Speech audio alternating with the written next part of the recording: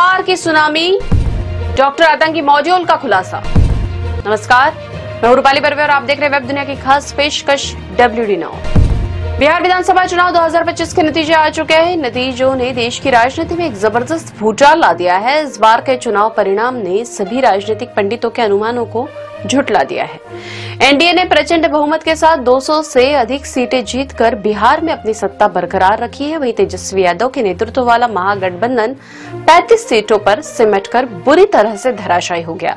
लेकिन सबसे बड़ी और करारी और चौंकाने वाली हार उस नाम की हुई जिसने नई राजनीति का दावा किया था, यानी कि प्रशांत किशोर। बिहार 243 सीटों वाली विधानसभा के चुनाव में सत्ता विरोधी लहर के बावजूद 200 प्लस का आंकड़ा छूना वाकई चौंकाने वाला है। हालांकि इसके पीछे कई कारण हो सकते हैं, संभव हुआ होगा, लेकिन सबसे प्रमुख कारण की बात करें तो वह है 3 किश्तों में 1.21 लाख महिलाओं के खाते में 10,000 रुपए डालना और इस तरह महिलाओं के खाते में कुल 12,000 करोड़ रुपए डाले जा चुके हैं। नीतीश की इस योजना ने पासा पलट कर रख दिया। इसका सबसे बड़ा उदाहरण यही है कि 2020 में 43 सीटें जीतने वाले नीतीश की सीट्स की संख्या बढ़कर इस बार 85 हो गई। भाजपा ने भी 74 से बढ़कर 89 पर पहुंच गई और यह कहने में कोई अतिशयोक्ति नहीं होगी कि इस बार बिहार में एनडीए की सुनामी आ गई। इसके अलावा मुख्यमंत्री नीतीश कुमार की महिला केंद्रित अन्य योजनाएं जैसे कि लखपति दीदी और जीविका ने महिलाओं को रिकॉर्ड तोड़ मतदान के लिए प्रेरित किया। महिलाओं ने एनडीए पर अटूट भरोसा जताया। प्रधानमंत्री नरेंद्र मोदी की लोकप्रियता और मोदी की गारंटी का फायदा भी एनडीए को मिला। उधर तेजस्वी यादव के नेतृत्व वाला महागठबंधन पूरी तरह ध्वस्त हो गया। 2020 में सबसे बड़ी पार्टी बनकर उभरी आरजेडी यानी कि राष्ट्रीय जनता दल महज 25 सीट्स पर सिमट गई, जबकि कांग्रेस को मात्र 6 सीट्स मिली। महागठबंधन की हार के पीछे कई कारण रहे। पहला, स्थानीय नेतृत्व की कमी और कमजोर चुनावी संगठन। विपक्ष की ओर से पूरे चुनाव में एकमात्र नेता तेजस्वी यादव ही नजर आए। दूसरा, बेरोजगारी और भ्रष्टाचार पर तेजस्वी का पूरा प्रचार महिलाओं के कल्याणकारी वोट बैंक को भेदने में नाकाम रहा। महागठबंधन में शामिल कांग्रेस और वाम दलों का प्रदर्शन बेहद निराशाजनक रहा। ऐसा लगता है कि बिहार की जनता ने युवा बनाम अनुभवी के दाव में अनुभव और स्थिरता को चुना। लेकिन इस पूरे चुनाव का सबसे बड़े लूजर प्रशांत किशोर रहे। एक राजनीतिक रणनीतिकार के तौर पर कई राज्यों में जीत दिलाने का दम भरने वाले प्रशांत किशोर की पार्टी एक भी सीट नहीं जीत पाई। उनके 98% उम्मीदवारों की जमानत जब्त हो गई। प्रशांत किशोर ने खुद कम से कम 10 से 150 सीट जीतने का दावा किया था।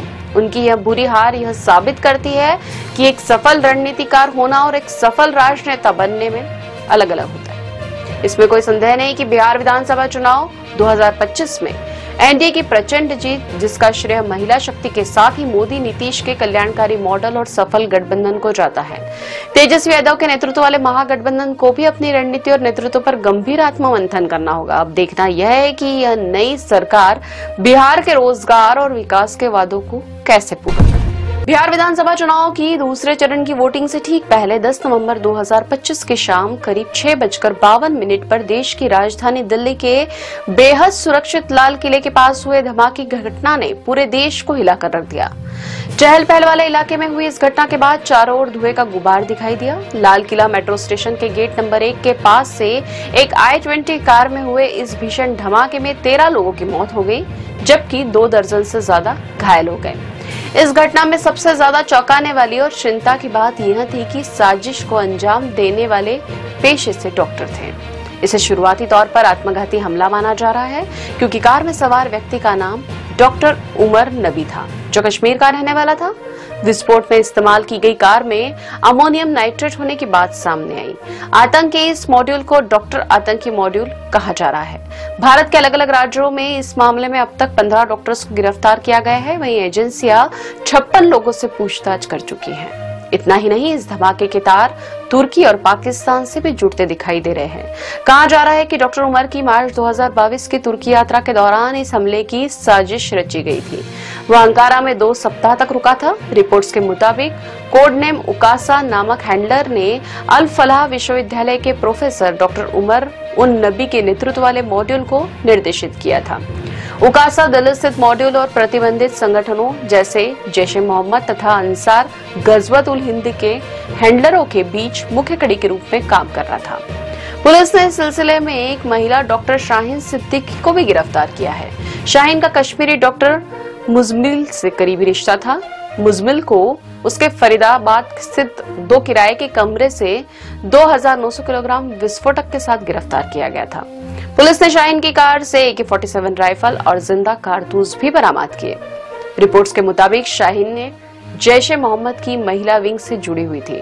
उस संगठन में महिला आतंकियों को भर्ती कराने की जिम्मेदारी दी गई थी और इस विंग का नेतृत्व पाकिस्तान से जैश सरगना मसूद अजहर की बहन और यूसुफ अजहर की पत्नी सादिया अजहर कर रही थी। आतंकी यूसुफ को भारतीय सेना ने ऑपरेशन सिंदूर के दौरान मार गिराया। इस मामले की जांच जैसे जैसे आगे बढ़ी, सुरक्षा एजेंसियों ने गहरी आतंकी साजिश का खुलासा किया। यह एक अकेला हमला नहीं बल्कि 6 दिसंबर को देश के कई हिस्सों को दहलाने की साजिश थी। जानकारी के मुताबिक आतंकियों ने 32 पुरानी कारों में विस्फोटक लगाकर देश के कई स्थानों पर एक साथ हमले करने की योजना बनाई थी, जिसमें अयोध्या का राम मंदिर भी शामिल था। विपक्षी नेताओं ने इस घटना को बेहद दुखद और चिंताजनक बताया है, जबकि कुछ ने इसे राष्ट्रीय सुरक्षा के लिए गंभीर चेतावनी बताया और सरकार की सुरक्षा नीतियों पर सवाल भी उठाए। दूसरी ओर सरकार ने इस मामले में कड़ी कार्रवाई की बात कही है। हालांकि NIA की जांच अभी भी जारी है और इस पूरे मॉड्यूल को ध्वस्त करने की चुनौती अब सुरक्षा एजेंसियों के सामने है, ताकि भविष्य में इस तरह की साजिशें देश को फिर से दहलाने में कामयाब न हो सके। अब खबरें संक्षेप में। श्रीनगर के नौगाम पुलिस स्टेशन में शुक्रवार देर रात हुए एक उच्च तीव्रता वाले विस्फोट में एक नायब तहसीलदार समेत 10 लोगों की मौत हो गई और 32 अन्य घायल हो गए। DGP ने कहा कि थाने के बाहर अमोनियम नाइट्रेट रखा था। दुबई में गैंगवॉर गैंगस्टर लॉरेंस बिश्नोई के करीबी जोरा सिद्धू की हत्या। वायरल ऑडियो में गैंगस्टर रोहित गोद्रा ने ली हत्या की जिम्मेदारी। राष्ट्रपति डोनाल्ड ट्रंप ने लंबे समय से चले आ रहे 43 दिवसीय सरकारी शटडाउन को समाप्त करने वाले फंडिंग बिल पर हस्ताक्षर किए। H-1B वीजा नीति को और सख्त करने के संकेत भी दिए। बांग्लादेश में अपदस्थ प्रधानमंत्री शेख हसीना के ट्रायल के फैसले से पहले हिंसा बढ़ी। हसीना की पार्टी के समर्थक सड़कों पर उतरे। रूस ने अमेरिका को जवाब देने के लिए परमाणु परीक्षण की तैयारी शुरू करने का ऐलान किया। वैश्विक तनाव बढ़ा। ये थी वेब दुनिया की खास पेशकश WD नाउ। अगले सप्ताह की सुर्खियों के साथ फिर हाजिर होंगे। नमस्कार।